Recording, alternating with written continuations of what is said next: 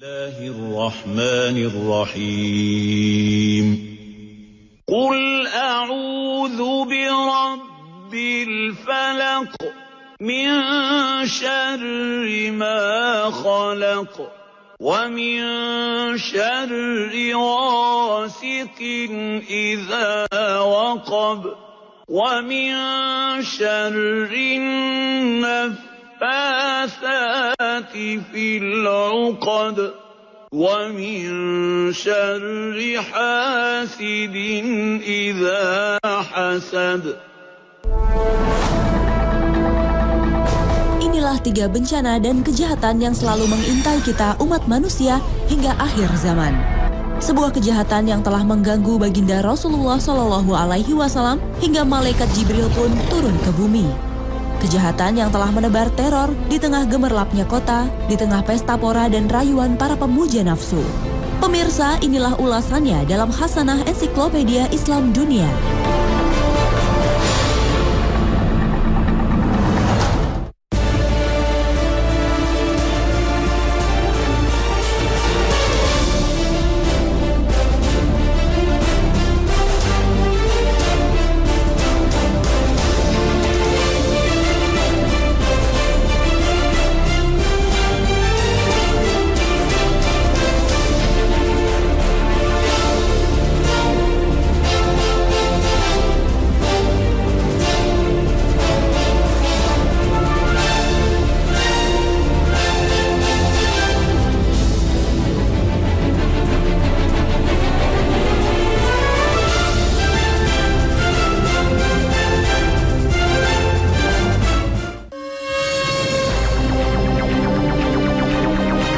Assalamualaikum warahmatullahi wabarakatuh. Selamat pagi pemirsa Trans 7, Hasanah Ensiklopedia Islam Dunia. Pagi ini kembali hadir ke hadapan Anda untuk berbagi wawasan keislaman dan saling berwasiat dalam kebajikan. Al-Falaq, artinya waktu subuh. Surah ini diturunkan bersama-sama surat Anas secara bersamaan hingga disebut Mawizatain, yaitu 2 yang memelihara, melindungi.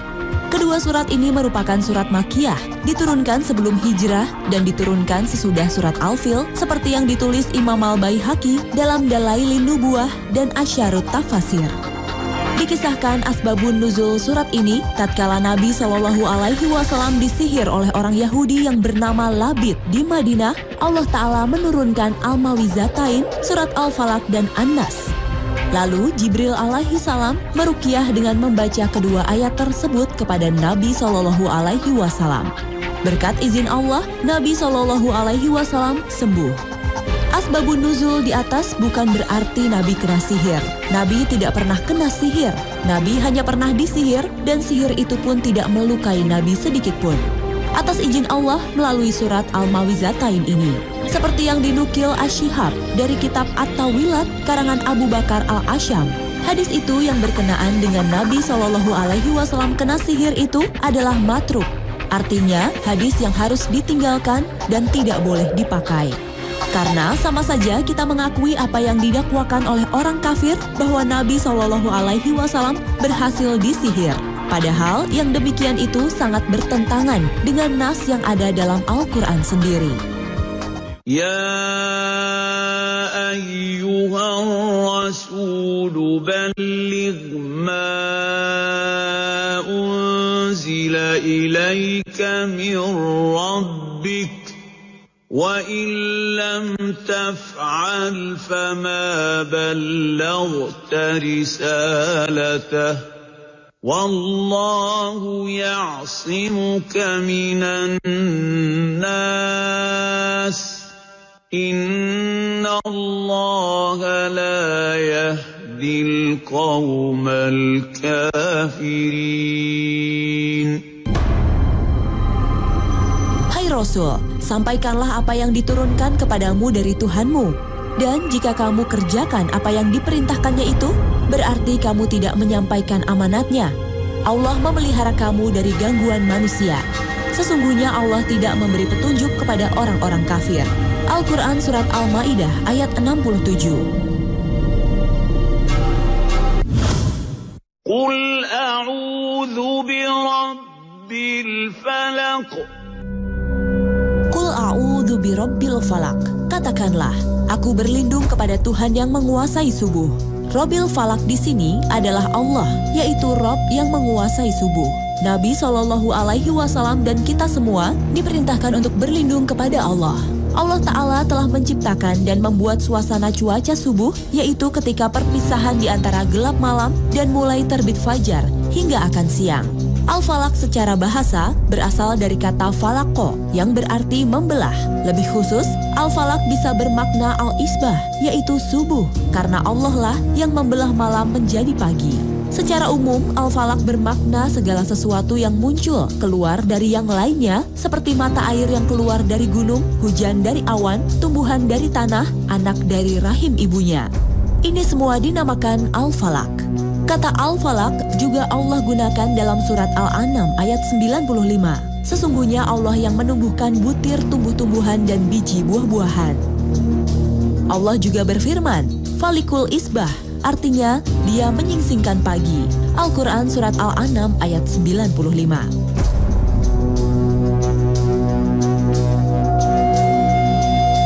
Ayat selanjutnya dalam al-falak, من شر ما خلق min syarri ma khalaq, dari kejahatan makhluknya. Kata makhluk dalam ayat ini mencakup seluruh yang Allah ciptakan, baik manusia, jin, hewan, tumbuhan, benda-benda mati yang dapat menimbulkan bahaya dan dari kejelekan seluruh makhluk. Ibnu Katsir mengatakan bahwa ayat ini berarti berlindung dari kejelekan seluruh makhluk. Sementara Sabit Al-Bunani dan Al-Hasan Al-Bashri menafsirkan ayat ini berlindung dari jahanam dan iblis serta keturunannya. Semua makhluk ini Allah lah yang menciptakannya, baik langit dengan segala matahari, bulan dan bintang gemintangnya, sampai kepada awan-awan berarak atau bumi dengan segala isi penghuninya, serta lautnya dan daratnya. Semuanya adalah ciptaan Allah, sedangkan kita manusia ini hanyalah satu makhluk kecil saja yang terselat di dalamnya. Dan segala yang telah dijadikan Allah itu bisa saja membahayakan bagi manusia, meskipun sepintas lalu kelihatan tidak apa-apa.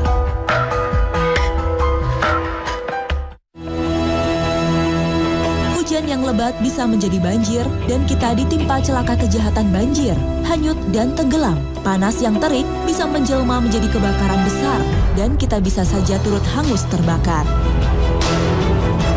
Gunung yang tinggi yang sepintas selalu menjadi perhiasan alam keliling dan penangkis angin ribut bisa runtuh dan longsor. Kita pun mati terhimpit dalam timbunan tanah. Lautan yang luas dapat kita layari, tetapi kapal yang kita tumpangi bisa saja dihantam badai, tiang patah, atau tersandung kepada gunung salju. Kapal pun tenggelam, kita pun mati. Ayat ini juga mencakup meminta perlindungan dari kejahatan diri sendiri, karena jangan lupa, diri kita juga bagian dari makhluk yang bisa terseret kepada kejahatan. Ingatlah, nafsu selalu memerintahkan pada kejelekan. Allah Ta'ala berfirman, karena sesungguhnya nafsu itu selalu menyuruh kepada kejahatan, kecuali nafsu yang diberi rahmat oleh Tuhanku. Al-Quran Surat Yusuf ayat 53. Maka setiap kali seseorang mengucapkan ayat ini, maka yang pertama kali tercakup dalam ayat tersebut adalah dirinya sendiri. Jadi dia berlindung dari kejelekan dirinya sendiri yang mungkin sering ujub berbangga diri atau yang lainnya. Sebagaimana yang terdapat dalam Khutbahul Hajah, aku berlindung kepada Allah dari kejelekan diriku sendiri. Hadis riwayat At-Tirmizi.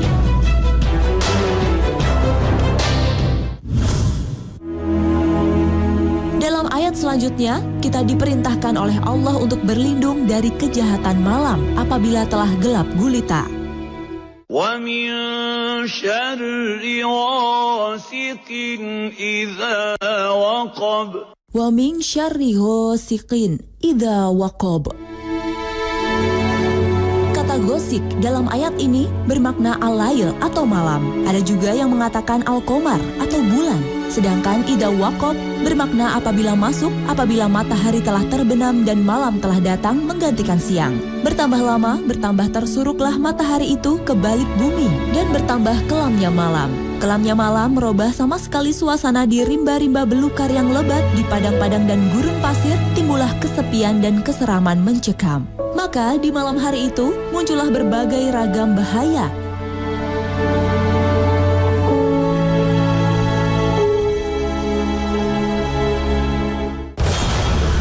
binatang berbisa seperti ular, kala, dan lipan mungkin tengah mengintai mangsanya. Ketika bahaya itu datang di malam hari, sementara kita tengah asik tidur, siapa yang memelihara kita dari bahaya itu? Kalau bukan Allah Subhanahu wa Ta'ala?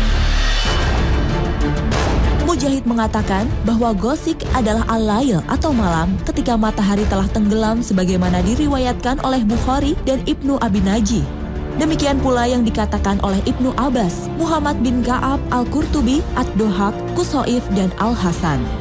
Qatadah mengatakan bahwa maksudnya adalah malam apabila telah gelap gulita.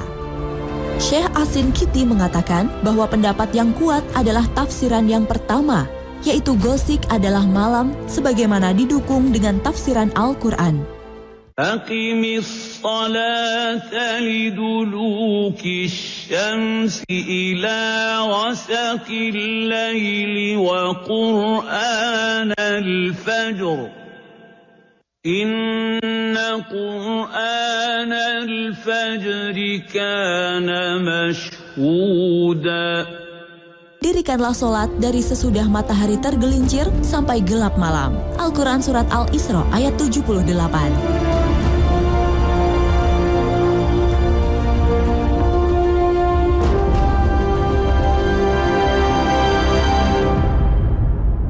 Sedangkan bulan merupakan bagian dari malam. Dan di malam harilah setan, manusia, dan hewan yang suka berbuat kerusakan bergentayangan kemana-mana atau adawul bayan. Kepada Allah lah kita meminta perlindungan dari kejahatan dan kejelekan seperti ini. Suasana malam di kota-kota besar tentu berbeda dengan situasi malam di kawasan pegunungan atau hamparan padang pasir yang sunyi senyap.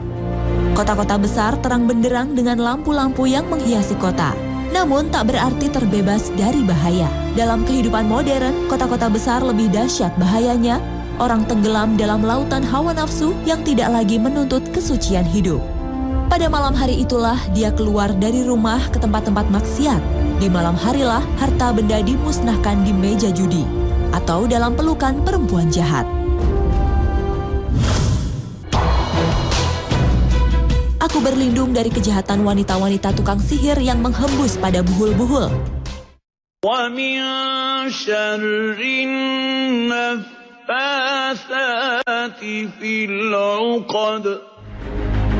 Ayat ini menurut Mujahid, Ikrimah, Al-Hasan, dan Qatadah adalah sihir. Mujahid mengatakan apabila membaca mantra-mantra dan meniupkan atau menyihir dengan ikatan tali. Tafsir Al-Quran Al-Azim. Dalam ayat ini disebut dengan An-Nafatsat, yaitu tukang sihir wanita. Karena umumnya yang menjadi tukang sihir adalah wanita. Namun ayat ini juga mencakup tukang sihir laki-laki dan wanita. Jika yang dimaksudkan adalah sifat dari nafsu, jiwa, atau ruh.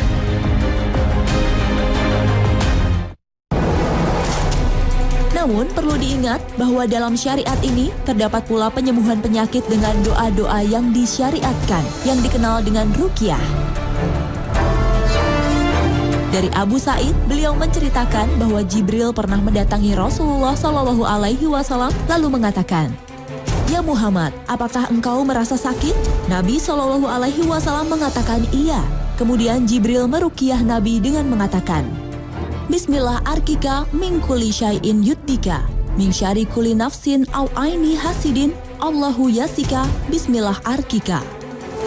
Dengan menyebut nama Allah, aku meruqyahmu dari segala sesuatu yang menyakitimu, dari kejelekan, kejahatan setiap jiwa, atau ain orang yang hasad dan dengki. Semoga Allah menyembuhkanmu. Dengan menyebut nama Allah, aku meruqyahmu. Hadis riwayat Muslim. Ada yang berpendapat bahwa kejelekan nafs, jiwa adalah ain, yakni pandangan hasad. Imam Al-Bukhari meriwayatkan di dalam kitab Atib dalam sahihnya dari Aisyah, dia berkata, Rasulullah SAW pernah disihir. Beliau melihat seakan-akan mendatangi beberapa orang istri, padahal beliau tidak mendatangi mereka. Sufyan mengatakan, ini merupakan sihir yang paling parah jika keadaannya seperti itu. Kemudian beliau bersabda, "Wahai Aisyah, tahukah engkau bahwa Allah telah menfatwakan kepadaku mengenai sesuatu yang dulu engkau pernah minta fatwa tentangnya? Aku telah didatangi oleh 2 orang malaikat, lalu salah seorang di antaranya duduk di dekat kepalaku dan yang lainnya di dekat kakiku. Kemudian yang duduk di dekat kepalaku dan yang lainnya di dekat kakiku. Kemudian yang duduk di dekat kepalaku berkata, "Apa yang dialami oleh orang ini?" Yang lain menjawab, "Dia terkena sihir." "Lalu siapa yang menyihirnya?" tanyanya lebih lanjut. Dia menjawab, "Labid bin Asyam, seorang dari Bani Zuraik, sekutu Yahudi, yang dia seorang munafik." Dia bertanya, dalam wujud apa sihir itu? Dia menjawab, pada sisir dan bekas rontokan rambut. "Lalu di mana semuanya itu berada?" tanya temannya. Dia menjawab, "Di kulit mayang kurma jantan di bawah dasar sumur Zarwan." Aisyah berkata melanjutkan perkataannya. Kemudian Rasulullah SAW mendatangi sumur itu dan mengeluarkan sihir tersebut. Selanjutnya beliau berkata, "Wahai Aisyah, inilah sumur yang pernah diperlihatkan kepadaku, seakan-akan airnya adalah celupan pacar dan pohon kurmanya seperti kepala setan." Dan perawi hadis ini berkata, kemudian beliau mengeluarkannya dan diriwayatkan pula oleh Muslim.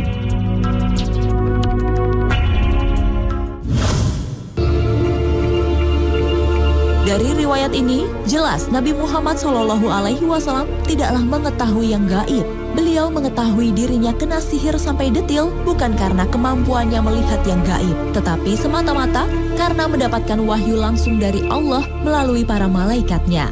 Bagaimana dengan orang-orang sekarang yang mengaku mengetahui yang gaib? Sungguh tipu daya setan yang terkutuk, dan pelakunya terkena ancaman perbuatan syirik.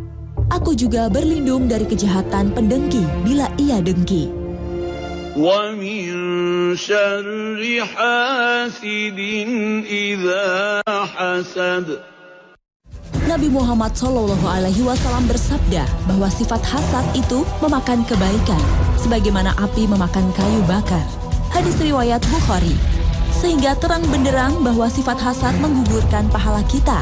Hasad adalah berangan-angan hilangnya nikmat yang ada pada orang lain, baik agar berpindah kepada diri kita ataupun tidak. Hasad dalam bahasa kita sehari-hari adalah iri atau dengki. Tidak senang melihat orang lain mendapatkan kebaikan, dan ia berharap kebaikan itu lenyap dari orang yang tidak dia sukai. Allah Azza wa Jalla menutup surat ini dengan hasad sebagai peringatan bahayanya perkara ini. Karena hasad sama dengan memusuhi nikmat Allah. Hasad atau dengki, dosa kepada Allah yang pertama kali terjadi di langit, dan dengki juga dosa yang mula-mula dibuat orang di bumi. Dosa di langit ialah dengki iblis kepada Adam. Dosa di bumi adalah dengki Qabil kepada Habil. Sebagian ahli hikmah mengatakan bahwa hasad itu dapat dilihat dari 5 ciri. Seperti tertulis dalam kitab Al-Jami Liakamil Quran.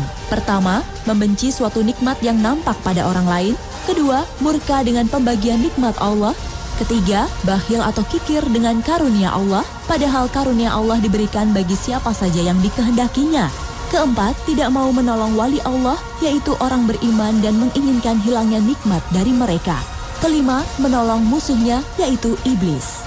Salah satu dari bentuk hasad adalah ain atau pandangan hasad. Apabila seseorang melihat pada orang lain kenikmatan, kemudian hatinya merasa tidak suka, dia menimpakan ain atau pandangan mata dengan penuh rasa dengki pada orang lain.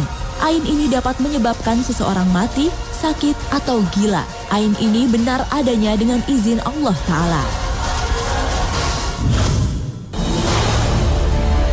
5 ayat dalam surat Al-Falaq ini memerintahkan kepada kita untuk berlindung kepadanya dari 3 hal yang menjadi gangguan kepada kehidupan manusia, yaitu malam apabila telah gelap gulita, sihir yang ditiupkan pada buhul-buhul, dan orang yang hasad apabila dia hasad.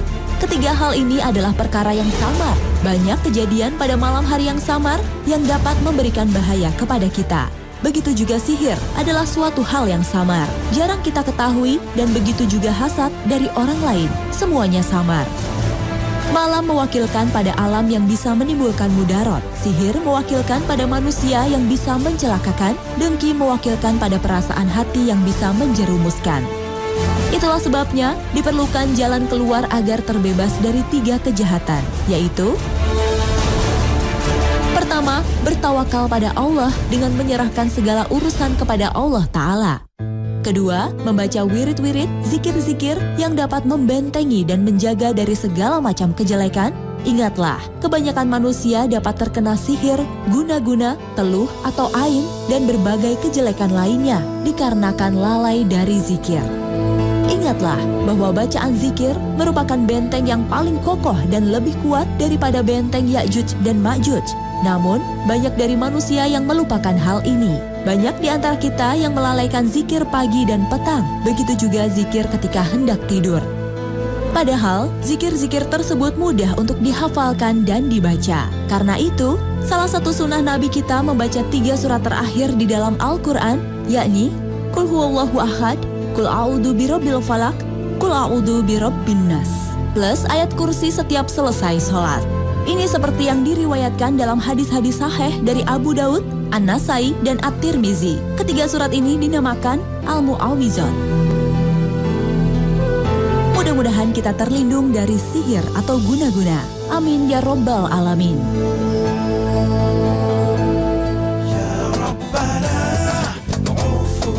Nah pemirsa, inilah tafsir surat Al-Falaq berdasarkan petunjuk dari Al-Quran dan hadis Nabi. Mudah-mudahan Allah Ta'ala selalu melindungi kita dari berbagai kejahatan makhluknya, terutama kejahatan malam, kejahatan sihir, dan kejahatan hati yang dengki. Terima kasih atas perhatian Anda, dan wassalamualaikum warahmatullahi wabarakatuh. يا ربنا ارحمنا